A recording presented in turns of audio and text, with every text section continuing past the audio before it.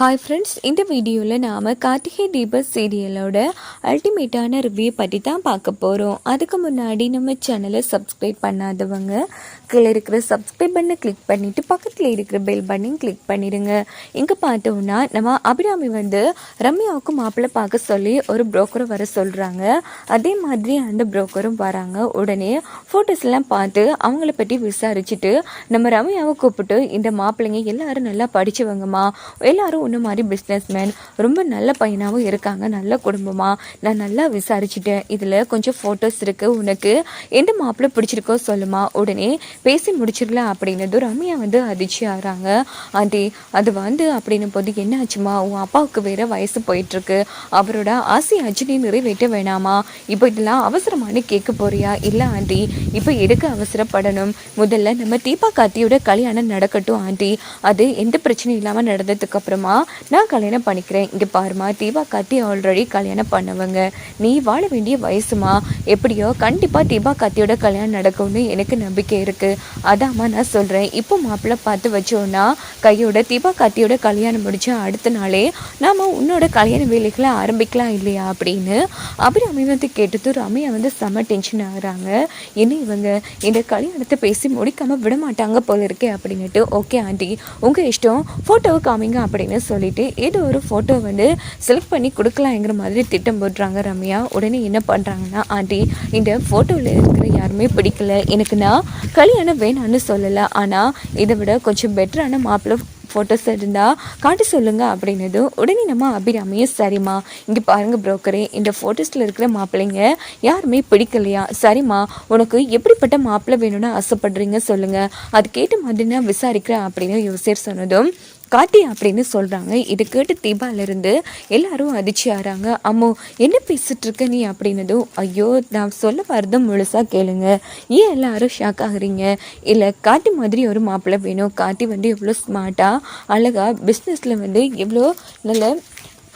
இம்ப்ரூவ்மெண்ட்டாக எல்லாத்தையும் நடத்திட்டு இருக்காரு, சொல்லப்போனால் ரொம்ப நல்லவர், இவர் மாதிரி ஒரு புருஷன் கிடைக்க தீபா கொடுத்து வச்சுருக்கணும், அதே மாதிரி தான் கார்த்திக் மாதிரி ஒரு நல்ல ஹஸ்பண்டாக எனக்கு அமையணும் அப்படின்னதும், பரவாயில்லையம்மா கார்த்திக்கை பற்றி எவ்வளோ புரிச்சு வச்சுருக்கியா, ஆமாம் ஆண்டி சொல்லப்போனால் தீபா ரொம்பவே கொடுத்து வச்சுவா ஆண்டி, அதிர்ஷ்டசாலி பார்த்தீங்களா, கார்த்தி மாதிரி ஒரு மாப்பிள்ளை கிடைச்சிருக்காரு அப்படின்னதும், ஆமாம் ஆமாம் உண்மையிலேயே கார்த்தியை பிள்ளையாக கிடைக்கிறதுக்கு நானும் கொடுத்து வச்சுருக்கணுங்கிற மாதிரி அபிராமி அந்த இடத்துல விட்டு கொடுத்து பேசினதும், அத்தை கார்த்திக் புகழ் பாடினது போதும், இங்கே பாருங்க புரோக்கரே, கார்த்தி அளவுக்கு யாருமே இருக்க முடியாது, இருந்தாலும் கார்த்தியோட கொஞ்சம் நல்லவராக இருப்பாங்க, அதனால எப்படியாச்சும் ஒரு நல்ல மாப்பிள்ளையா பார்த்து கண்டுபிடிச்சி கொடுங்க, எப்படியாச்சும் ரம்யாவுக்கும் கல்யாணம் பண்ணி வைக்கணுங்கிற மாதிரி மீனாட்சி மைட்லையும் சொன்னதும் ரம்யா செம்ம டென்ஷன் ஆகிறாங்க. அதுக்கப்புறமா புரோக்கரும் ஃபோட்டோ எடுத்துட்டு அங்கேருந்து கிளம்பிடுறாங்க.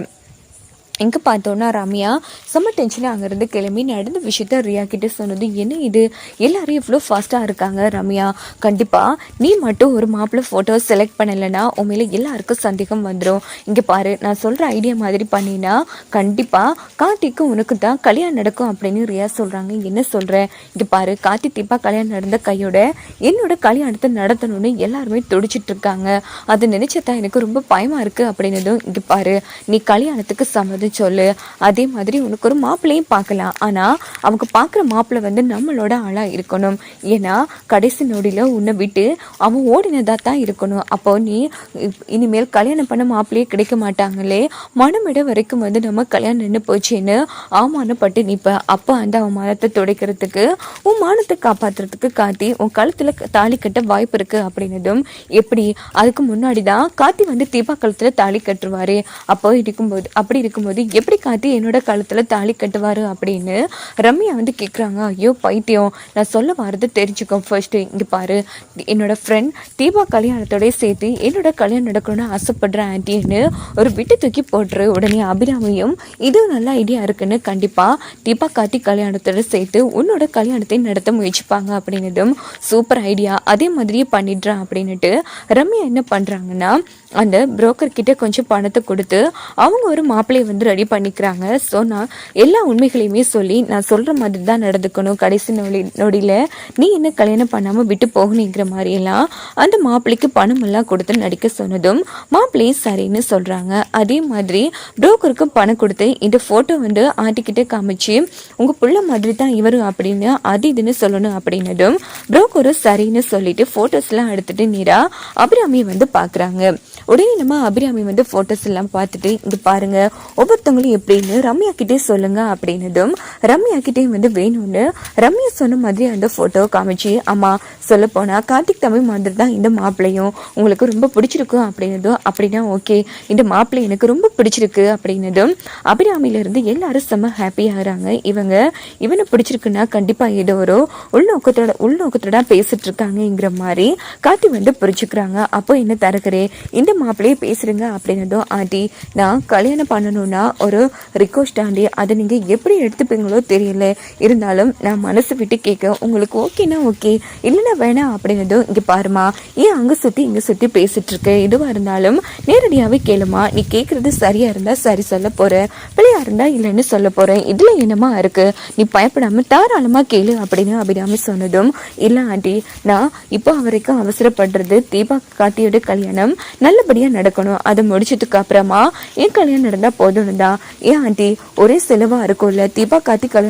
கல்யாணத்தோட சேர்த்து என்னோட கல்யாணத்தையும் நடத்துறீங்களா ஆண்டி, இதான் என்னோட மிகப்பெரிய ஆசை ஆண்டி, தீபா கல்யாணத்தோட என்னோட கல்யாணமும் நடக்கணும் அப்படின்னதும் தீபா வந்து செம்ம ஹாப்பி ஆகுறாங்க. அபிராமி வந்து என்னம்மா நீ இப்படி சொல்கிறேன், இது பாரு நீ சொல்கிற ஐடியாவும் நல்லா தான் இருக்குமா, நீ எங்கள் வீட்டு பொண்ணு மாதிரி தானே, இங்கே பாருமா தீபா உங்கள் 2 பேருக்கு இதில் சம்மதமா அப்படின்னதும் உடனே தீபா வந்து அத்தை உண்மையிலேயே அம்மு யோசிச்ச அளவுக்கு நான் யோசிக்காமல் விட்டுட்டேன், என்னை மன்னிச்சிடு அம்மு, அத்தை ப்ளீஸ் அத்தை எனக்கு இதான் ஆசை, எங்கள் கல்யாணத்தோட சேர்த்து ஒரே மேடையில் நானும் ரம்யாவுமே கல்யாணம் பண்ணிக்கிறேன் அப்படின்னதும் மைத்லி மீனாட்சி வந்து செம்ம டென்ஷன் ஆகுறாங்க. இவ மாப்பிள்ளைக்கு ஓகே சொல்லி கார்த்திக் தீபாவோட கல்யாணத்துல அன்னைக்கு தன்னோட கல்யாணம் நடக்கணும்னு நினைக்கிறானா கண்டிப்பா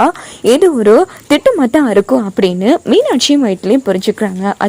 அதெல்லாம் சரிப்பட்டு வராது, ஏற்கனவே நம்ம தீபா தாலி கலட்டி வச்சது பெரிய அபசகுணமா இருக்கு, அப்படிப்பட்ட ஒரு கல்யாணத்துல ரம்யா கல்யாணத்தை நடத்தி குழப்பம் வர வேணாம் அப்படின்னதும் இல்ல அணி எனக்கு ஆசையா இருக்கு ப்ளீஸ் அப்படின்னு தீபா சொன்னதும் இங்க பாருங்கம்மா இது என்னோட ஆசை இல்லை, தீபா ஆசை தான் எனக்கு மிகப்பெரிய ஆசை, அதனால தீபா ஆசைப்படுற மாதிரி அவ ஃப்ரெண்டுக்கும் கல்யாணம் நடக்கட்டும், இதுல எந்த பிரச்சனையும் இல்லம்மா, ஏன்னா ரம்யாவில் ஒன்று இந்த கல்யாணம் நிற்க போகிறது இல்லையே, இன்னைக்கு நம்ம தீபா கார்த்தியோட கல்யாணம் இவ்வளோ கோலாகலமாக நடக்க போகுதுன்னா அதுக்கு முழுக்க காரணம் ரம்யா தானேம்மா, அதனால எந்த பிரச்சனையும் இல்லை, இங்கே பாருமா ரம்யா நீ ஆசைப்பட்ட மாதிரியே தீபா கல்யாணத்தோட சேர்த்து உன்னோட கல்யாணத்தை நடத்திடலாம் அப்படின்னதும் ரம்யா வந்து தான் போட்டு திட்டம் வந்து ஒர்க் அவுட் ஆயிடுச்சு அப்படின்னு அந்த இடத்துல செம்ம ஹாப்பி ஆகுறாங்க. அப்போ கார்த்தி நடந்த விஷயத்தை நேராக வந்து ரம்யா அப்பா கிட்டே சொன்னது என்ன தம்பி என் பொண்ணு கல்யாணத்துக்கு சம்மதிச்சதே மிகப்பெரிய விஷயம், கண்டிப்பா இவ ஏதோ ஒரு அர்த்தத்துல தான் இப்படி பண்றா தம்பி, எதுக்கும் உசாரா இருந்துக்கோங்க தம்பி, கண்டிப்பா இவ தப்பான முடிவெடுப்பா அப்படின்னு ரம்யா அப்பா வந்து ஏற்றி விடுறாங்க.